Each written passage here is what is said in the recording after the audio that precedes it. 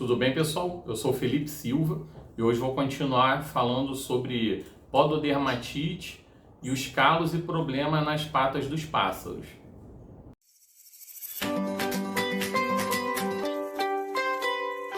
Bom, como eu disse aí no vídeo anterior, né, já dando essa introdução dos problemas aí que podem ocasionar nas patas das aves. Quem ainda não viu, vou deixar um card aqui em cima, né, para poder, após esse vídeo, acompanhar lá. Eu falei mais dos problemas causados de forma física, né, e mecânica, e esse agora, que foi para não alongar demais no vídeo só, falando das causas geradas por algum agente patogênico, né, ou micro-organismo que está afetando aí essa ave. Bom, antes de começar a falar sobre o tema, vou pedir para vocês se inscreverem aí no canal, compartilhar com outros criadores aí nos grupos de WhatsApp que vocês participam, que sabem que de alguma forma esse assunto vai contribuir para melhorar a saúde dos animais. Às vezes alguém já está com algum tipo de problema desse no plantel e precisa ver de forma mais atenta, porque isso pode causar problemas muito sérios e algumas vezes, como a gente vai ver agora, por agentes patogênicos que transmitem para outros animais. Então, se você tiver um problema aí só por causa de puleiro, às vezes um problema de calo, unha, como eu falei no vídeo anterior, aquele problema vai ficar ali pontual naquele animal. Agora, os problemas aí causados por micro-organismos, você tem uma grande chance de disseminar isso em toda a criação. Aí já começa a ficar um problema sério e que muitas das vezes, dependendo da quantidade de animais que esse criador tem, fica muito complicado de fazer o tratamento, para não dizer às vezes impossível, né? Imagina aí um criador que às vezes tem, né, que a gente sabe, 500 animais, tem que ficar pegando aí todo dia, às vezes 2 vezes por dia, para poder fazer um tratamento. Acaba perdendo muitas aves aí na criação. Então, sempre eu toco nesse ponto. Você fazendo um manejo correto, com uma boa alimentação e também higiene, a maioria dos problemas aí você está eliminando da criação, você não vai ter. Então, quando a gente acaba vacilando em algum ponto desse, que o problema acaba se instalando. Uma quarentena também nas aves que a gente adquire ajuda muito, né? Muitas das vezes aí é essencial na criação. A gente sabe que em casa fica difícil fazer isso. No máximo a gente deixa aí na casa de alguma pessoa aí que não crie, né, para ficar ali um tempinho, para poder evitar trazer diretamente para nossa casa. Mas eu sei da complicação que é, né, a gente fazer essa quarentena, ainda mais eu aqui que moro em apartamento. Eu não tenho como dividir as aves em cômodos diferentes, né, de forma que a gente evite, né, trazer uma ave com algum problema. Por isso que eu evito trazer aves novas para minha criação. Na maioria das vezes são os próprios filhotes aqui que eu tiro, que eu vou utilizando para poder aumentar o plantel. Bom, na maioria das vezes os criadores acham aí que quando aparece alguma lesão, principalmente no dedo dos pássaros, que é picada de inseto, o mosquito que picou, todo mundo já generaliza, como alguns outros problemas aí de pássaros, né? O pessoal vê um sintoma e já faz a correlação com uma doença e que na maioria das vezes não é ela, né? Igual a gente tem de ácaro de traqueia, esses outros exemplos da coccidiose, né? Então, muitas das vezes, essa lesão não é causada pela picada do inseto. Pode ocorrer? Até pode, mas eu nunca vi, né, um mosquito posado no pé de um passarinho. Entendeu? Eu nunca cheguei a ver. E todo mundo fala que é. Pode ocorrer? Até pode. Mas o mosquito vai ter que pegar ali um capilar. A pata das aves, ela é escamosa. Então não é fácil de ocorrer isso. Então vou passar para vocês aí os outros problemas que costumam ocorrer realmente em muitos casos. Um dos mais comuns é a sarna, né? A sarna, ela causa uma hiperqueratose, não só nas patas, quanto também no bico. É muito comum a gente ver em periquito australiano, em pássaros nem tanto, mas pode ocorrer também. Então vai dar ali um aspecto, tanto no bico quanto na pata, de espessamento dessa queratina.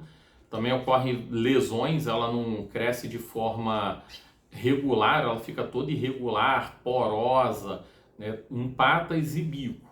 Então, acomete diretamente ali sobre a queratina. É um tratamento também simples de se fazer, responde bem à medicação, geralmente com ivermectina aí que a gente faz esse tratamento, não aquele Ivomec para boi direto no bico do passarinho, que isso aí é tóxico demais, a gente vai acabar com a saúde da ave usando isso e infelizmente é uma prática que muita gente utiliza, já tem ivermectina própria para a ave, não tem necessidade de ficar fazendo isso e dando problema aí no fígado das aves por conta de intoxicação medicamentosa. Os fungos também podem acometer bastante a pata das aves, dá aquela crosta bem grossa na pata, principalmente ele se instala por baixo das escamas que tem ali na pata das aves. Então, em aves maiores, em galinhas, a gente vê até esse levantamento ali das escamas e fica aquele crescimento do fungo, né, com os filamentos dele por baixo, vão espessando e fica com aquela pata toda grossa. Então, na maioria das vezes precisa fazer tratamento aí com pomadas. O ideal é a gente identificar qual o tipo de fungo que pode estar ocorrendo, então fazer ali um raspado, mandar para um laboratório para poder identificar e entrar com o tratamento correto, que nem todo fungo vai ser sensível a um antifúngico ali específico, né? Que na maioria das vezes as pomadas não têm um espectro enorme, então o ideal é a gente saber qual fungo que está cometendo para entrar com um tratamento mais correto.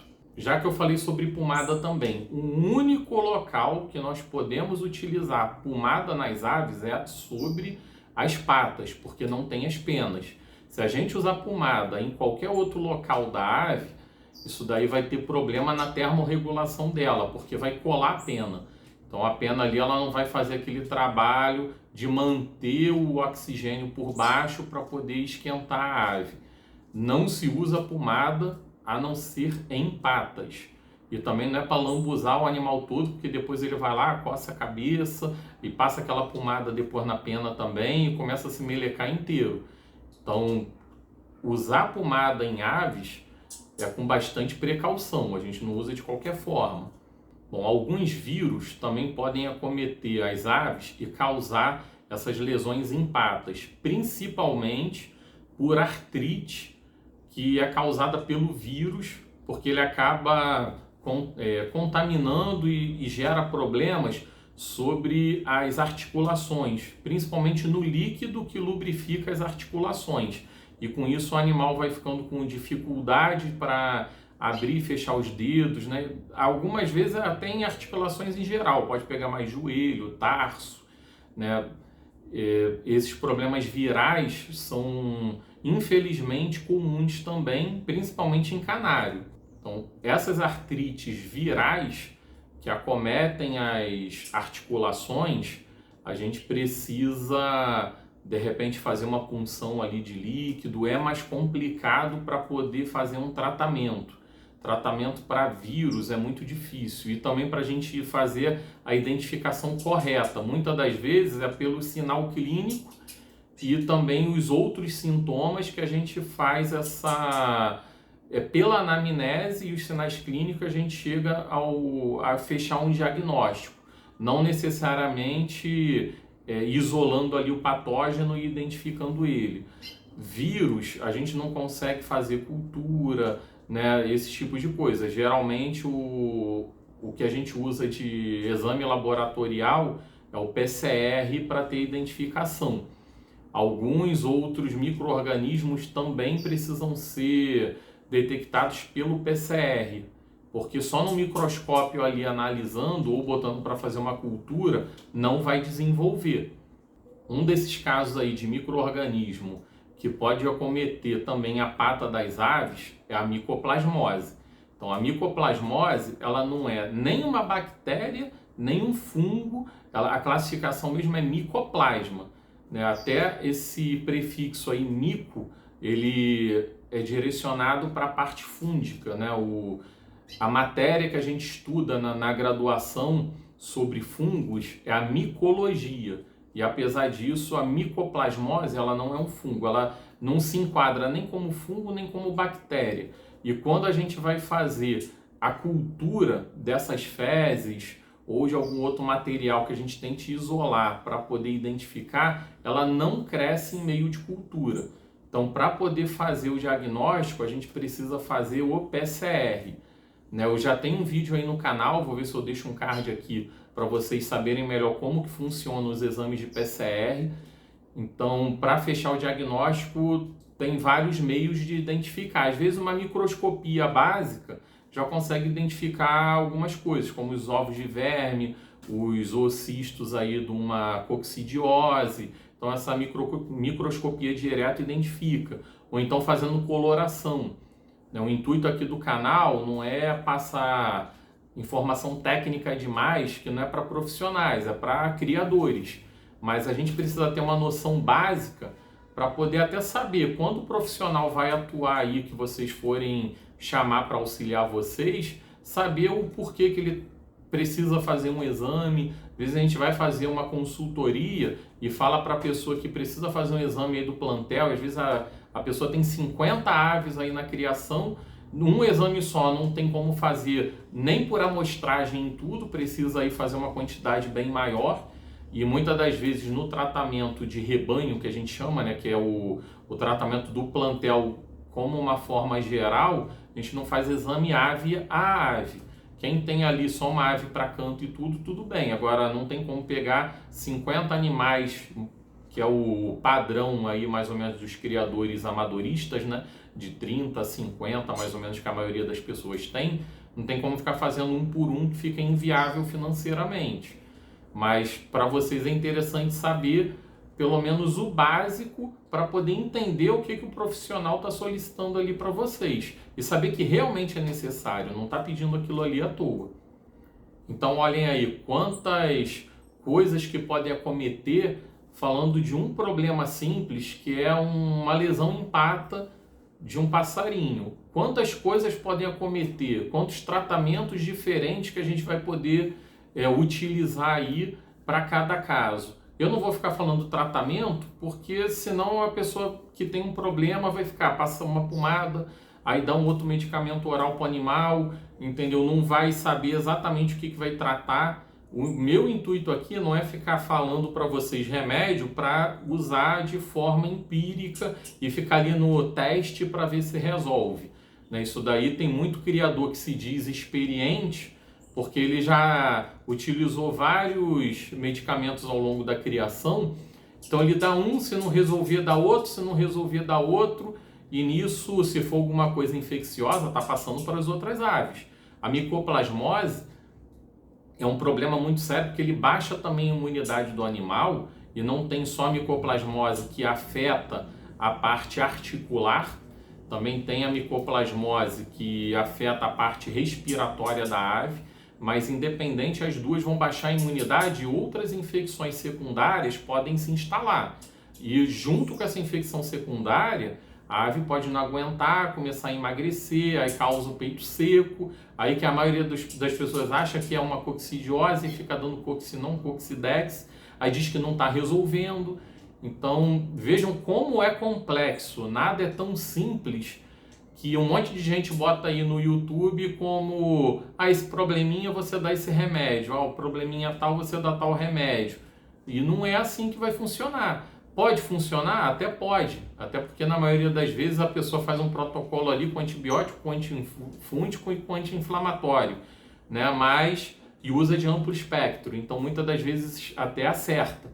Mas ainda tem os problemas também de resistência. Né, que às vezes a gente identifica o patógeno ali numa cultura, mas no antibiograma dá uma lista enorme de resistência. Então a gente tem que ver qual o antibiótico ali, o antifúngico naquele caso, que foi sensível para poder utilizar e ter um sucesso no tratamento. Bom, e como eu sempre falei com vocês também sobre alimentação, tem uma sequência aí de vários vídeos, se eu não me engano tem 4 vídeos diretos sobre alimentação. Também tem um vídeo falando sobre a aprontar o pássaro utilizando ração extrusada, que tem muita gente que diz que o passarinho não apronta, não canta, só comendo ração extrusada, e eu aqui não uso semente na minha criação. Vou deixar um card aqui para vocês também, para poder acompanhar lá como que a gente vai fazer uma alimentação de qualidade para as aves. Agora, a deficiência de vitamina A, ela também causa hiperqueratose. Então, a ave pode ter um aumento dessa produção ali de queratina, né, e uma pata cascuda, né, como o pessoal chama, e por deficiência de vitamina A, e não necessariamente por um patógeno.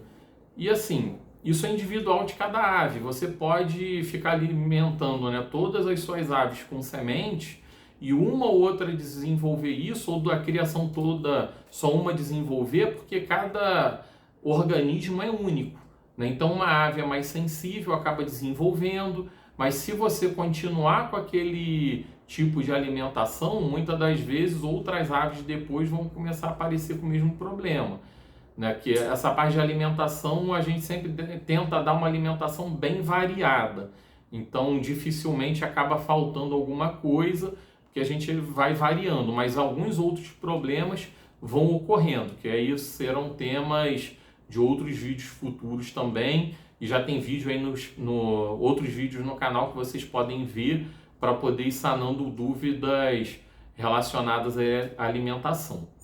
Bom, então eu tentei passar aí para vocês esses vários problemas que podem ser ocasionados aí nas patas das aves. Então pode ver que não é um negócio simplesinho, que várias coisas diferentes podem acabar, né, apresentando o mesmo sintoma, e muitas das vezes um problema bem sério de saúde para a ave que pode levar até a óbito.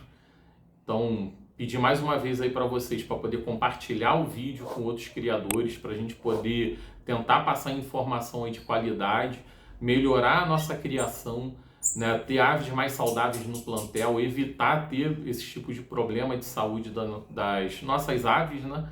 E que também você se inscreva aí no canal para poder receber a notificação dos próximos vídeos. Muitas das vezes o YouTube acaba não gerando a notificação aí para todo mundo, mas eu vou até tentar fazer agora, né, vídeos com mais frequência, porque o tempo tem ficado bem corrido, né? Aproveitando o feriado hoje aqui para poder gravar essa sequência dos vídeos. Provavelmente esse segundo agora vai sair depois, mas o primeiro vídeo lá que eu tô gravando junto, né, agora no mesmo dia que os dois, para aproveitar o tempo, mas vou passar para vocês aí separadamente, até para não ficar um vídeo grande demais, que muitas das vezes as pessoas não assistem até o final. Então tem conteúdo do início até o fim. Quem para o vídeo pelo meio acaba perdendo grande parte, e depois chega aí no comentário e acaba perguntando coisa que já está no vídeo. Aí eu não vou ficar passando, que já dá trabalho, né, fazer o vídeo aí para todo mundo e depois ficar respondendo um a um coisas que já estão aqui no vídeo, fica complicado. Tá bom, pessoal? Então, boa sorte aí para vocês na criação. A gente já está no período aí de temporada de reprodução.